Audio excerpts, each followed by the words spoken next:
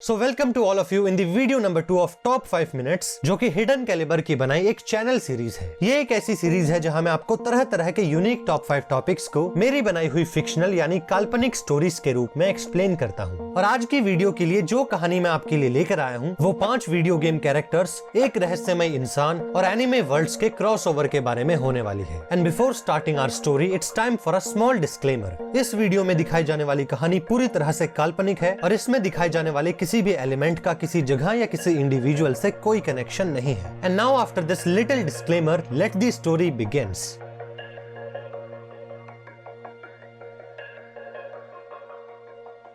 कहा जाता है कि इस दुनिया से लेकर आगे के सभी यूनिवर्सेस में जो भी चीजें हो रही हैं, वो सारी की सारी चीजें पॉसिबिलिटीज यानी संभावनाओं की वजह से हो रही हैं। और वैसे तो वक्त की कोई सीमाएं नहीं होती, लेकिन वक्त की शुरुआत से भी पहले जब सब कुछ अंधेरे में डूबा हुआ था, तो उस वक्त भी एक चमकीले लेकिन तेज विस्फोट की वजह से हर एक दुनिया और हर एक यूनिवर्स ने उसका आकार लिया। कहने को तो सब कुछ कितना आसान लगता है, लेकिन अगर इस बारे में सोचा जाए तो सब कुछ पॉसिबिलिटीज पे ही तो टिका है। आज क्या होने वाला है और कल क्या होगा, हर एक चीज का फैसला पॉसिबिलिटीज ही करती हैं। और इसी तरह दूर कहीं एक पहाड़ पे चला जा रहा है एक इंसान जिसके दिमाग में ऐसी ही कुछ पॉसिबिलिटीज हैं। अभी तक उसने बताया नहीं है कि वो क्या चीज है जो उसे पहाड़ों की ऊंचाइयों पर खींच लाई है, लेकिन मुझे लगता है कि जरूर उसके दिमाग में कुछ अलग चल रहा है। चलिए देखते हैं कि वो किस चीज के पीछे है। कई दिनों के सफर और ऊंची चढ़ाई के बाद ये रहस्यमय इंसान इस पहाड़ के ऊपर पहुंच चुका है। ये अपने साथ कोई सामान नहीं लाया। इसके पास जो चीजें हैं उनमें सिर्फ एक पानी की बोतल, थोड़ा सा खाना और एक किताब है। यहाँ पहुँचते ही ये थोड़ी देर के लिए एक पत्थर पे बैठा, इसने थोड़ा सा पानी पिया और खड़े होकर इसने अपने साथ लाई उस किताब में से कुछ पढ़ा। सुनने में तो ये कोई नई भाषा थी, लेकिन असल में मुझे ये भाषा से ज्यादा किसी तरह के मंत्र लग रहे थे। और मेरा ये शक यकीन में तब बदला जब इसने पढ़ना बंद करके अपना हाथ 5 बार आसमान की तरफ किया। 5 बार आसमान में हाथ करने के बाद जैसे ही इसने अपना हाथ सामने की तरफ किया तो एकदम से उसके आगे 5 ट्रायंगल्स खुल गए। अपनी आंखों के सामने ये मंजर देखकर मैं बिल्कुल हैरान था, लेकिन इसके साथ ही मेरी क्यूरियोसिटी भी बढ़ती जा रही थी। पहले ट्रायंगल में से एक योद्धा बाहर आया और उसने बोला कि मैं हूँ स्कॉर्पियन और मैं मोर्टल कॉम्बैट की दुनिया के शिराइर्यू निंजा क्लैन का एक योद्धा हूँ। ये कौन सी दुनिया है जहाँ मैं पहुँच गया हूँ? स्कॉर्पियन ने गुस्से में उस इंसान से ये सवाल किया, लेकिन इससे पहले कि स्कॉर्पियन कुछ और पूछ या कर पाता, उस इंसान ने स्कॉर्पियन की तरफ उंगली करके कुछ बोला जिससे वो शांत हो गया। और ऐसे ही दूसरे ट्रायंगल से बाहर आया एक और योद्धा जिसने अपना नाम मास्टर चीफ बताया और उसने बोला कि मैं हालो नाम की दुनिया से आया हूँ जहाँ मैं स्पेस मिलिट्री के साथ एलियंस का सामना करता हूँ। इसके बाद तीसरे ट्रायंगल से बाहर निकला एक भारी भरकम लेकिन चुप रहने वाला योद्धा। वो खुद तो कुछ नहीं बोला, लेकिन उसके साथ के एक रोबोट ने कहा कि हम लोग डूम स्लेयर नाम की एक दुनिया से आए हैं जहां हम डीमंस और नर्क के लोगों का शिकार करते हैं। और मेरे साथ खड़े इस योद्धा को डूम गाय के नाम से जाना जाता है। फिर बारी आई चौथे ट्रायंगल की, जिसमें से घोड़े पे सवार और चमकीले कवच वाला एक योद्धा निकला जिसका नाम उसने गेराल्ट ऑफ रिविया बताया। उसने बोला कि वो विचर नाम की एक दुनिया से आया है जहाँ वो शैतानों और राक्षसों का शिकार करता है। और आखिरी ट्रायंगल से जो बाहर निकला ये सबसे अलग था। इसके अंदर से मानो गुस्से की लहर निकल रही थी, लेकिन फिर भी ये सबसे शांत खड़ा था, मानो इसके लिए ये सब कुछ आम बात हो। थोड़ी देर के लिए वो चुप रहा, लेकिन इसके बाद इसने बताया कि इसका नाम है क्रेटोस, जो कि आया है गॉड ऑफ वॉर नाम की दुनिया से, जहां इसने देवताओं के खिलाफ जंग छेड़कर उन्हें खत्म कर दिया था। अलग अलग दुनियाओं से इन 5 को यहाँ बुलाने के बाद इसने सबके साथ वही किया जो इसने स्कॉर्पियन के साथ किया था, जिसकी वजह से ये सब लोग बिल्कुल शांत हो गए थे। और अब इस इंसान ने बोला कि मैंने तुम सबको यहाँ इसीलिए बुलाया है क्योंकि मैं तुम सबको एनिमे नाम की दुनिया में भेजना चाहता हूँ और मैं देखना चाहता हूँ कि क्या तुम लोग वहाँ रह भी पाओगे या नहीं। ये बात बोलकर उसने फिर से 5 बार आसमान और एक बार अपने सामने हाथ किया, जिसके बाद 5 अलग अलग ट्रायंगल्स फिर से खुल गए। और उसने बोला कि ये ट्रायंगल्स तुम सभी को एक अलग अलग लेकिन नई दुनियाओं में लेकर जाएंगे और सारी की सारी दुनियाएं एनिमे की होंगी। लेकिन मुझे ये समझ में नहीं आ रहा है कि मैं तुम सबको किस दुनिया में भेजूं। पहला है स्कॉर्पियन, जो कि एक निंजा वॉरियर है। दूसरा है मास्टर चीफ, जो कि स्पेस एलियंस का सामना करता है। तीसरा है डीमंस का हत्यारा डूम गाय। चौथा है राक्षसों और गॉब्लिन्स का शिकारी गेराल्ट ऑफ रिविया। और 5वां है देवताओं से टक्कर लेने वाला क्रेटोस। आखिर ऐसी कौन सी एनिमे की दुनियाएं होंगी जो कि तुम सबके हिसाब से परफेक्ट होंगी? उस इंसान के इतना बोलते ही क्रेटोस ने उससे कहा कि ये सब तो ठीक है, लेकिन तुम असल में हो कौन? आखिर तुम्हारा नाम क्या है? क्रेटोस के इस सवाल पर उस इंसान ने अपनी किताब नीचे की और उसने कहा कि मैं वो हूँ जिसकी वजह से तुम सब लोग एग्जिस्ट करते हो। मैं वो हूँ जो ये डिसाइड करता है कि क्या तुम लोगों को चलने दिया जाए या फिर रोक दिया जाए। मेरा नाम है ऑडियंस और मैं हिडन कैलिबर की ऑडियंस से उन पॉसिबिलिटीज के बारे में जानना चाहता हूँ जो कि मुझे बताएं कि आखिर इन 5 योद्धाओं को कौन सी एनिमे दुनियाओं में भेजना सही रहेगा। इस आखिरी लाइन को बोलते ही पूरे पहाड़ पर धुआं छा गया और उसके हटने के बाद जब मैंने देखा तो वहाँ कोई नहीं था। मेरे ख्याल से शायद यही वो समय है जहाँ इस वीडियो को खत्म किया जाए, लेकिन जाने से पहले मैं उस सवाल को दोबारा दोहराना चाहूंगा कि हिडन कैलिबर की ऑडियंस को क्या लगता है, आपके हिसाब से इन 5 योद्धाओं को कौन सी एनिमे दुनियाओं में जाना चाहिए जहां ये अपनी एबिलिटीज और स्किल्स के साथ एडजस्ट कर पाए। मुझे आप अपनी पॉसिबिलिटीज कमेंट करके जरूर बताना और मुझे ये भी जरूर बताना कि मैं जिसने आपको ये पूरी कहानी नरेट की है, इस कहानी के अंदर मैं कौन था, आखिर मेरे एग्जिस्ट करने के पीछे क्या पॉसिबिलिटी हो सकती है। देखते हैं कि क्या आप सही दुनियाओं का पता लगा भी पाते हैं या नहीं। और इसी के साथ ये थी टॉप 5 मिनट्स की वीडियो नंबर 2। टॉप 5 मिनट्स के बारे में ज्यादा जानने के लिए आई बटन में फ्लैश हो रही ट्रेलर वीडियो को जरूर देखिएगा। और इसी के साथ इस वीडियो को यहाँ तक देखने के लिए आप सभी को दिल से थैंक यू सो मच।